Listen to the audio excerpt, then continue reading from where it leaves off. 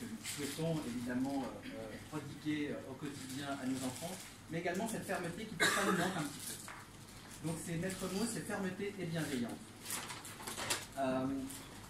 La discipline positive, elle vise à développer chez les enfants un certain nombre de compétences, qu'on appelle les compétences socio-émotionnelles, mais qu'on va ensemble définir tout à l'heure. Donc je ne vous dis pas ce que c'est, mais vous les voyez déjà un petit peu écrites sur les flyers qui étaient mis sur les chaises.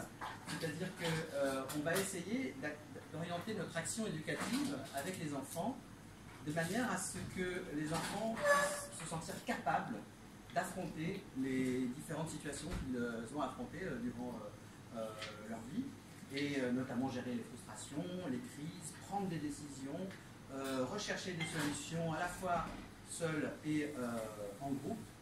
Et donc cette discipline positive, elle vise à développer ses talents et ses compétences de vie, ses compétences socio-émotionnelles.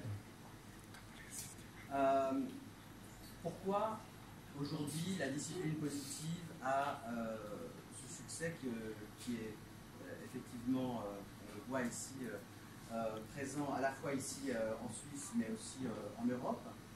On peut peut-être faire deux constats. Nous, parents, aujourd'hui, en 2018, on est confrontés à un défi qui est celui de l'autorité.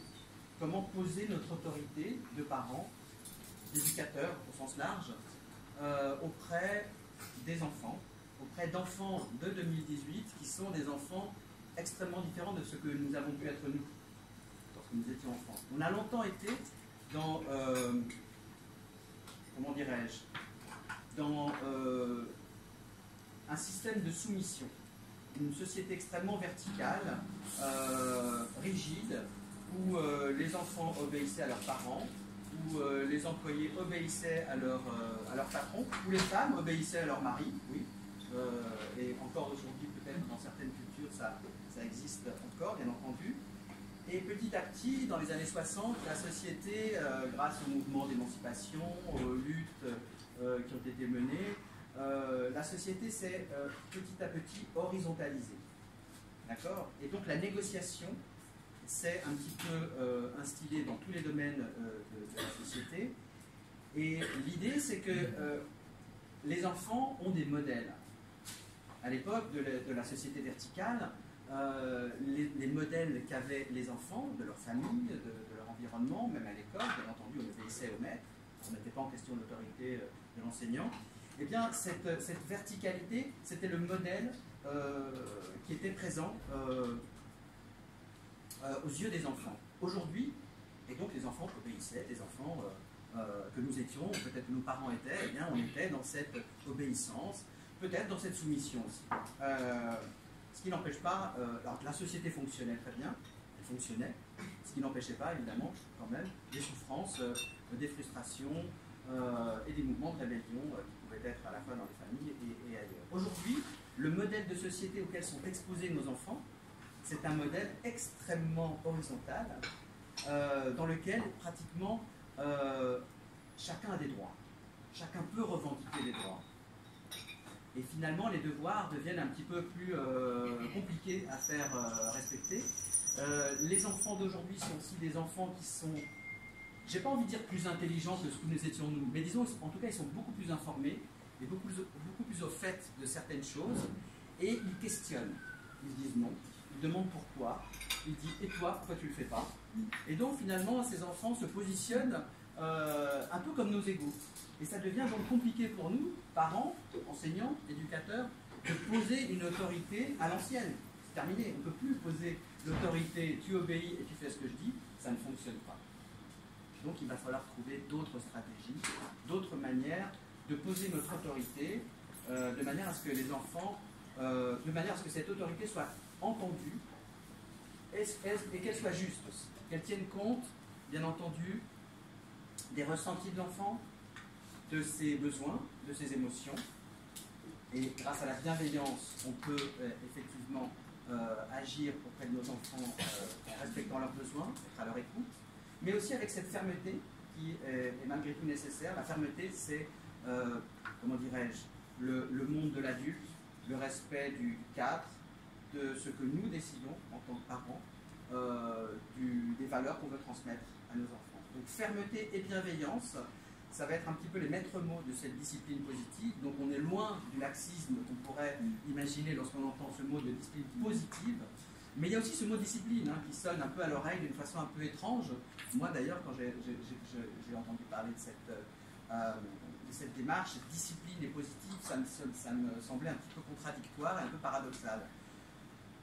Le mot discipline est à prendre dans un sens non autoritaire, dans le sens d'un enseignement qu'on suit.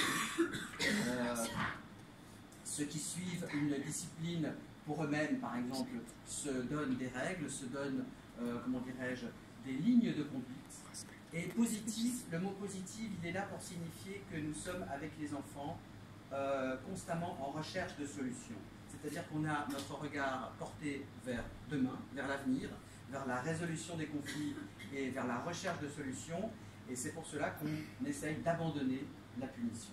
La punition qui, elle, est tournée vers le passé et qui va faire aussi porter aux enfants un certain nombre comment dirais-je, de ressentis et qui va provoquer des réactions qui parfois sont contre-productives. Alors, vous me direz, qu'est-ce qu'on fait si on ne finit pas? Alors voilà, on expliquera ça plus tard. En tout cas, cette présentation, elle va être interactive. Moi, je fais cette introduction comme ça générale sur la fermeté, la bienveillance, la discipline positive. Mais ensuite, on va faire ensemble avec des personnes qui seront volontaires, et même vous tous qui êtes dans le public, on va faire, comme je fais avec les parents dans mes ateliers, des activités. Ces activités sont là pour vous faire expérimenter les outils de la discipline positive. Parce que la discipline positive, c'est non seulement une approche éducative, mais c'est aussi un arsenal d'outils qu'on va pouvoir, très pratique, utiliser avec les enfants. Et parfois, certains me disent, même entre adultes, ça peut être utile. Parce que la discipline positive emprunte, vous le verrez, peut-être certains d'entre vous le savent, connaissent déjà, elle emprunte pas mal à d'autres courants, comme la communication non violente, par exemple. Ou, voilà. Donc, rien n'est totalement comment dire, révolutionnaire dans cette discipline positive. Simplement, elle a été mise en forme par ces deux américaines, docteurs en éducation, qui sont Jen Nelson et Lynn Lott, qui se sont basées sur les travaux de deux psychiatres autrichiens des années 30, Alfred Adler et Rudolf Dreikurs. Donc ce qui est intéressant, c'est que ce n'est pas simplement une méthode américaine importée en Europe et qui a beaucoup de succès, c'est quand même une démarche qui repose sur des fondements scientifiques extrêmement profonds, sérieux. Alfred Adler est un psychiatre qui a vécu à l'époque de Freud. Il était collègue de Sigmund Freud. Ils ont participé au même cercle de discussion viennois. Et puis, ils se sont séparés, leurs chemins se sont séparés assez rapidement, puisque Freud, c'était un peu papa, maman, l'enfant, la triangulation, l'Oedipe, etc., l'inconscient, beaucoup.